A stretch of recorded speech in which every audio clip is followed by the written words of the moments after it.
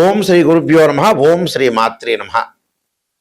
అంగారక గ్రహము మే 11వ తారీఖు నుంచి జూన్ 20వ తారీఖు వరకు కూడా అంగారక గ్రహము మేషరాశిలో సంచారం చేయడం జరుగుతుంది. అంటే స్వక్షేత్రంలో సంవత్సరం తర్వాత మళ్ళీ మేషరాశిలోకి కుజుడి యొక్క ప్రవేశం జరుగుతుంది. అంటే మే 11వ తారీఖున 12:30 నుంచి ప్రారంభమవుతుంది. జూన్ 20వ తారీఖు రాత్రి 11:58 వరకు ఉంటుంది. సంవత్సరం తర్వాత మళ్ళీ మేషరాశిలోకి కుజుడి యొక్క సంచారం వల్ల ద్వాదశ రాశుల వాళ్ళకి ఎలాంటి ఫలితాలు జరగబోతున్నాయి తెలుసుకునే ముందు కుజుడి యొక్క కారకత్వాలు ఏమిటి అంటే సత్వ భూ ప్రాకార రోగ వ్రణ సాహస శస్త్ర అగ్ని సందర్శనోత్పాటన భాతృక కుజ అంటారు. అంటే భూ సంబంధ వ్యవహారాలు, కోర్టులు, రియల్ ఎస్టేటు, అన్నదమ్ముల మధ్యలో సమస్యలు, శారీరక బాధలు, కెమికల్ కంపెనీలు, మిషనరీ, మార్కెటింగు, భూమి, ఇళ్ల నిర్మాణము, న్యాయస్థానము, న్యాయవాదులు, జడ్జీలు, రక్షక భటులు, అలానే సైన్యము, మేనేజ్మెంటు, భూములు, రియల్ ఎస్టేటు, కన్స్ట్రక్షను, మేస్త్రీలు, యంత్ర సంబంధమైన మిషన్లు, మెకానికల్ ఇంజనీర్సు, అలానే ఆరోగ్యపరంగా ఉండే ఇబ్బందులు, వాహన ప్రమాదాలు, అగ్ని భయాలు అనేవి కూడా కుజుడి యొక్క కారకత్వాల్లో భాగం. అంటే కుజుడు ఏ విధంగా ఉండబోతున్నాడు ఇవన్నీ కూడా గోచారరీత్యా చెప్పబడే ఫలితాలంటారు. మరి స్వక్షేత్రంలో మేషరాశిలో సంవత్సరం తర్వాత మళ్ళీ ఆ కుజుడు మేషరాశిలోకి అశ్విని నక్షత్రం 1వ పాదంలో ప్రవేశం జరుగుతుంటుంది. ఏ విధంగా ఉండబోతుంది, ద్వాదశ రాశుల వాళ్ళకి ఏ విధంగా ఉండబోతుంది? సహజంగా గోచారరీత్యా ఏమిటంటే తనున్న రాశి దగ్గర నుంచి 3, 6, 11 స్థానాల్లో కుజుడు మంచి చేస్తాడు, సుఫలితాన్ని ఇస్తాడు. మిగతావి మిశ్రమైన ఫలితాలు, మిగతావి చెడు ఫలితాలు వచ్చే అవకాశం ఒకటి ఉంటుంది. అయితే మేషాది ద్వాదశ రాశుల వాళ్ళకి అంగారకుడి యొక్క ఫలితం ఏ విధంగా ఉందో ఒక్కసారి తెలుసుకుందాం. మేషరాశి వారికి కుజుడు యొక్క సంచారం వల్ల ఎలాంటి ఫలితాలు జరగబోతున్నాయి? కుజుడు యొక్క సంచారం వల్ల అనేక విధాలైన కొంత రాజయోగం కలిగే అవకాశం ఉంటుంది. అధికార యోగం అనేది బాగుంటుంది. అలానే విదేశాలకు వెళ్ళే అవకాశాలు, సంపాదన కూడా బాగా పెరిగే అవకాశం ఎక్కువ ఉంటుంది. అంటే అబ్రాడ్ వెళ్ళే అవకాశాలు ఎక్కువగా ఉంటాయి. అబ్రాడ్తో పాటు ఆరోగ్యం అనేది కొంత మెరుగుపడే అవకాశం ఉంటుంది. ఆర్థిక వ్యక్తిగత సమస్యల విషయంలో కూడా చాలా వరకు కూడా కొన్ని పరిష్కార మార్గాలు దొరికే అవకాశాలు ఎక్కువ ఉంటాయి. అలానే వృత్తి వ్యాపారాలు కూడా కొంత బాగా కలిసి వచ్చే అవకాశాలు ఎక్కువ ఉంటాయి. ఇంటా బయట కూడా ప్రభావం పెరిగే అవకాశాలు ఎక్కువ ఉంటాయి. కానీ ఆరోగ్యం అనేది మెరుగుపడుతుంది. కానీ భార్యాభర్తల మధ్యలో అంటే భార్యా పిల్లల మధ్యలో డిఫరెన్స్ ఆఫ్ ఒపీనియన్స్ లేకుండా వైఫ్ అండ్ హస్బెండ్ రిలేషన్ విషయంలో కూడా కొంత జాగ్రత్తగా ఉండి ముందుకు వెళ్ళాలి. అలానే స్కిన్ ఎలర్జీలు కానీ, గాయాలు కానీ, అలానే ఆకస్మికంగా ప్రయాణాలు కానీ, అలానే ఆయుధాలతో పనిచేసే వాళ్ళు కొంత జాగ్రత్తగా ఉండాలి. అలా నీచుల యొక్క మాటలు విని ఇంటిలో భార్యాభర్తల మధ్యలో గొడవలు పడటం అనేది చాలా మంచిది కాదు. కాబట్టి ఆకస్మికంగా ప్రయాణాలు, ప్రమాదాలు జరగకుండా చూసుకోవడం కూడా చాలా మంచిది. ఎందుకంటే ఆరోగ్యం అనేది దీర్ఘకాలిక వ్యాధులు ఉన్న వాళ్ళు ఆరోగ్యపరంగా అనుకూలంగా ఉంటుంది, అనుకూలంగా ఉండే అవకాశం ఒకటి ఉంటుంది. కానీ స్కిన్ ఎలర్జీ సంబంధించిన విషయాల్లో కానీ, దురదలు కానీ ఇలాంటి చిన్న చిన్న విషయాల్లో మటు కొంత జాగ్రత్తగా ఉండాలి. వాహనాల మీద ప్రయాణం చేసేటప్పుడు కొద్దిగా ఆకస్మికంగా ప్రయాణాలు జరుగుతుంటే ప్రమాదాలు జరగకుండా చూసుకోవాలి. ఎందుకంటే జన్మంలో మేషరాశి వాళ్ళకి కుజుడు ఉన్నాడు. ఈ జన్మంలో కుజుడు ఉండటం ఒకటి, అలానే ఇక్కడ అష్టమాధిపతి కూడా కుజుడయ్యాడు కాబట్టి కొంత ప్రయాణాల విషయంలో కొంత భద్రతంగా ఉండాలి. రియల్ ఎస్టేట్ కానీ, కన్స్ట్రక్షన్ కానీ, మెడికల్ కానీ, అలానే వృత్తి వ్యాపారాల్లో కానీ, ఉద్యోగపరంగా కానీ చాలా అనుకూలమైన ఫలితాలు జరిగే అవకాశాలు బాగా ఎక్కువగా ఉంటాయి. ఏం భయపడాల్సిన పని లేదు. విద్యార్థులు మటు కొద్దిగా అధిక శ్రద్ధ పెట్టి చదువుకోవటం అనేది చాలా మంచిది. నేను కొన్ని పరిహారాలు చెప్పబోతున్నా, ఆ పరిహారాలు మీరు పాటించండి, మీకు మంచి జరిగే అవకాశాలు ఖచ్చితంగా ఉంటాయి. కుజగ్రహం వల్ల కొన్ని రాశుల వాళ్ళకి మంచి, కొన్ని రాశుల వాళ్ళకి చెడు జరగటం అనేది జరుగుతూ ఉంటుంది. అయితే భయభ్రాంతులు చెందాల్సిన పని లేదు. జన్మ జాతకం వేరు, గోచారం వేరు. జన్మ జాతకంలో ఏమిటనంటే చాలామంది కుజదోషం అని భయపడుతూ ఉంటుంటారు. మనకి యాక్చువల్గా ఏమిటనంటే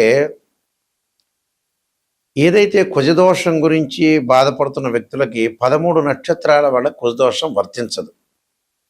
కొన్ని లగ్నాల వాళ్ళకి, కొన్ని రాసుల వాళ్ళకి కూడా కుజ దోషం అనేది వర్తించదు. అసలు ఏ నక్షత్రాల వాళ్ళకి వర్తించదు, ఏ లగ్నాల వాళ్ళకి, ఏ రాసుల వాళ్ళకి వర్తించదు అనేది చాలా ఇంపార్టెంట్ పాయింట్ ఇందులో.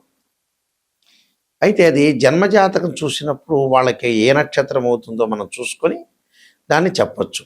13 నక్షత్రాల వాళ్ళకి ఇప్పుడు అశ్విని, మృగశిర, పునర్సు ఇలాంటి నక్షత్రాల వాళ్ళ రేవతి కానీ, అనురాధ కానీ ఇలాంటి కొన్ని 13 నక్షత్రాల వాళ్ళకి, కొన్ని రాసుల వాళ్ళకి కానీ, కొన్ని లగ్నాల వాళ్ళకి కానీ కుజదోషం అనేది వర్తించదు. అలానే కుజుడు గురువుతో కలిసిన, గురువు యొక్క దృష్టి కుజుడి మీద ఉన్నా కూడా మనకి కుజదోషం అనేది వర్తించదు.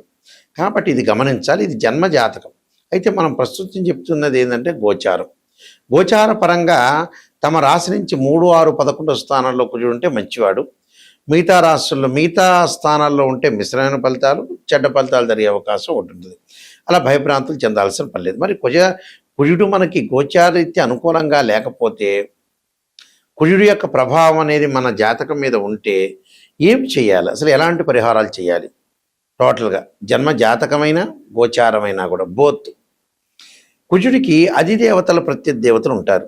అంటే అంతరిక్ష దేవత అయిన భగడాముఖి యొక్క ఆరాధన చేయటం, సుబ్రహ్మణ్య స్వామిని యొక్క ఆరాధన చేయటం, తత్పురుషాయుధే మహాసేనాయుధీమే తన్నో షణ్ముఖ ప్రచోదయాత్ అనే మంత్రాన్ని, అంగారకాయుధే శక్తి హస్తాయుధీమే తన్నో భౌమ ప్రచోదయాత్ అనే అంగారక గాయత్రి మంత్రాన్ని కానీ, సుబ్రహ్మణ్య స్వామి యొక్క గాయత్రి మంత్రాన్ని కానీ చదవటం ఒకటి.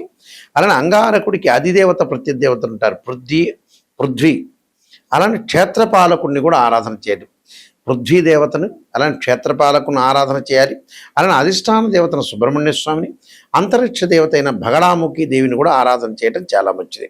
అంటే జాతక చక్రంలో కుజుడు నీచబడినా, కుజదోషం ఉన్నా, అలానే కుజుడు అనుకూలంగా లేకపోయినా కూడా మనం దాని యొక్క పరిహారాన్ని చేసుకొని ముందుకెళ్ళటం అనేది చాలా ఇంపార్టెంట్. ఎందుకంటే కుజరాహువులు కలిసినా లేదా శని రాహువులు కలిసినా ఉన్నవారు కూడా కొన్ని మంచి విషయాలు జరిగే అవకాశాలు ఎక్కువగా ఉంటాయి. కాబట్టి కొద్దిగా జాగ్రత్తగా ఆలోచన చేసి జాతకంలో ఏంది, కుజుడు నీచపడ్డాడా, శత్రుక్షేత్రంలో ఉన్నారా, అలానే కుజుడి యొక్క కలయిక ఏ విధంగా ఉండబోతుంది అంటే కుజరాహుల యొక్క కలయిక, కుజకేతుల యొక్క కలయిక, కొన్ని కలయికలు ఉంటాయి. కొన్ని కలయికలు మంచివి, కొన్ని కలయికలు చెడ్డగా ఉంటాయి. కాబట్టి జాతకపరంగా భగడాముఖి దేవిని ఆరాధన చేయటం చాలా మంచిది. అలానే మంగళవారం రోజున ఉపవాసం ఉండటం మంచిది. అలానే రెండు జంట సర్పాలను దానం చేయటం కూడా చాలా మంచిది. ఈ పరిహారాలు చేసుకుంటే అంగారకుడి యొక్క దోషం పోతుంది. అలానే అంగారక పాశుపతాస రుద్రాభిషేకం కూడా ఉంటుంది. అది కూడా చేసుకోవటం వల్ల కూడా చాలా మంచి జరుగుతుంది. అలానే అంగారకుడు మనకి నవగ్రహాల్లో అంగారకుడు ఉంటారు. అంగారకుడికి కూడా ఖచ్చితంగా పంచామృతంతో, పండ్ల రసంతో, చెరుకు రసంతో అభిషేకం చేయటం, అలానే కందులు, ఎర్రని వస్త్రము, ఎర్రని పూలు, ఎర్రని ధాన్యం, ఎర్రని కందిపప్పు దానం చేయటం చాలా మంచిది. దానివల్ల కూడా కుజదోషం అనేది తొలగిపోతుంది. కానీ చాలామంది కూడా ఈ మధ్యన కుజదోషం అంటారు. వాళ్ళ జన్మ గోచారీత్యా కాకుండా బర్త్ చార్ట్ ప్రకారంగా 2, 4, 7, 8, 12 స్థానాల్లో ఉంటే దాన్ని కుజదోషం అంటారు. కానీ 13 నక్షత్రాల కుజదోషం వర్తించదు. కొన్ని రాశుల వాళ్ళకి, కొన్ని లగ్నాల వాళ్ళకి కూడా కుజదోషం వర్తించదు. అది గమనించాలి. అది జన్మజాతకాన్ని చూస్తే మనకు తెలుస్తుంది. అయితే నేను కాలసర్పయోగ చంద్రిక, రాహుకేతులు, ఛాయాగ్రహాలు, అలానే జాతక చంద్రిక, వివాహ మార్తాండము, స్వప్నశాస్త్ర ఫలదీపిక, పుత్రగణపతి వ్రతము, బృహత్ పరిహార సింధు, నవగ్రహాలకి దోష పరిహారానికి దశమహావిద్యల యొక్క స్తోత్ర పారణాలు, ప్రిడిక్షన్ ఆఫ్ ఆస్ట్రాలజీ, పుత్రగణపతి వ్రతము, ఇలాంటి నెంబర్ ఆఫ్ ఆస్ట్రాలజీ బుక్స్ రాశాను. అలానే సర్వదేవతా గోత్రపులు పార్ట్ 1, పార్ట్ 2. అయితే రాజమండ్రి మోహన్ పబ్లికేషన్ వాళ్ళకి దగ్గర ఇవన్నీ కూడా పుస్తకాలు దొరుకుతాయి. వాళ్ళే ఇవన్నీ కూడా పబ్లికేషన్ చేసింది. లేకపోతే నా దగ్గర కూడా ఈ పుస్తకాలన్నీ కూడా దొరుకుతాయి. అయితే మా వెబ్సైటు www.nayakanti.com, www.nayakanti.in చూడండి. ఎందుకంటే జాతకాన్ని వాస్తవంగా ఏంటంటే ఏ జాతకాన్ని మీరు చెప్పించుకునేటప్పుడైనా కూడా కొన్ని విషయాలు మీరు గ్రహించాలి. అంటే ఉన్న వాస్తవాన్ని వివరించడం అనేది చాలా ఇంపార్టెంట్. జాతకం ఏదో చెప్పించుకున్నాం అనేది కాదు. ఒక వివాహానికి, ఒక అబ్బాయికి కానీ అమ్మాయికి కానీ వివాహం చూడాలంటే ఖచ్చితంగా రాశిచక్రము, నవాంశము, భావచక్రము, దశలు, అంతర్దశలను చాలా ఇంపార్టెంట్. సంతానం కలగట్లేదా అనంటే రాశిచక్రము, సప్తమాంశచక్రము, భావచక్రము, దశలు అంతర్దశలు. వృత్తిపరంగా ఇబ్బందులు కలుగుతున్నాయా? రాశిచక్రము, దశమాంశము, భావచక్రము, దశలు అంతర్దశలు. అంటే ప్రతిదానికి కూడా డివిజనబుల్ చార్ట్స్ అనేవి ఉంటాయి.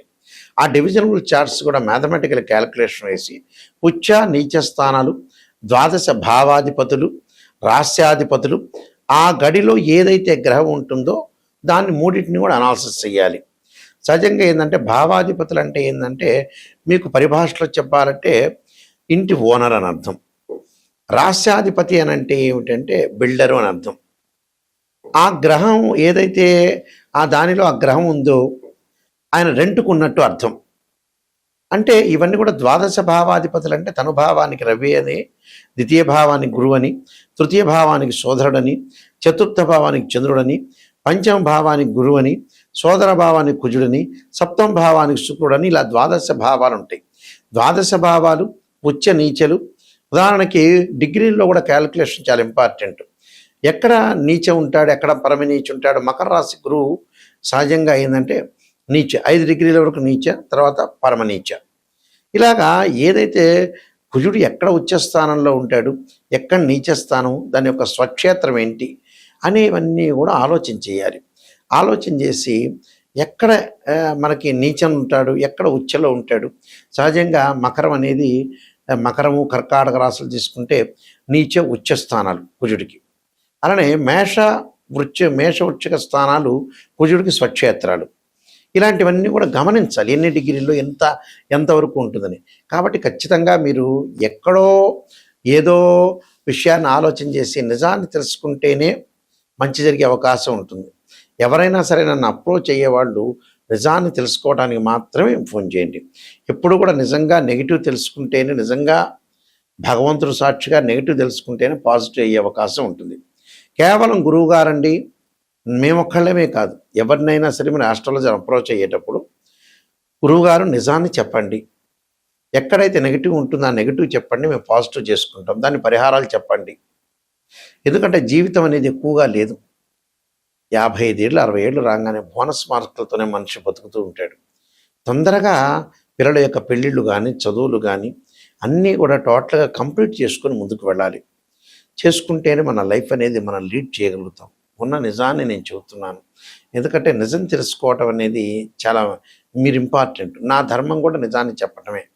కాబట్టి ఎవరైనా సరే నాయకంటి మల్లికార్జున శర్మ గారిని అప్రోచ్ అయ్యేవాళ్ళు నిజం తెలుసుకోండి. నా ద్వారా బాగుపడితే నేను చాలా సంతోషిస్తాను. ఎందుకంటే ఏదైనా సరే బాగుపడటం మనిషి కావాలి. ఖచ్చితంగా మీరు నెగిటివ్ని పాజిటివ్ చేసుకోవడం ఎలాగా ఆలోచన చేయండి. టైం అనేది మనిషికి లేదు. టైంను వాల్యూ చూసుకోండి.